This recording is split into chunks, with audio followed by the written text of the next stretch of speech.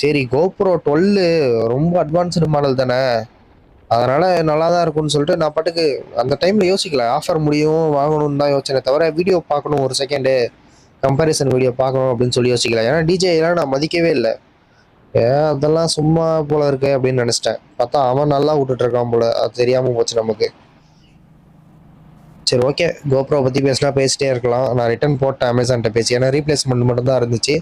நான் பேசி இந்த மாதிரி ஹீட் ஆகுது சரியில்லைன்னு சொல்லிட்டு நான் ரிட்டர்ன் போட்டேன். ரொம்ப ஹீட் ஆகி பேட்டரி சரசரன்னு ட்ரெயின் ஆகுது.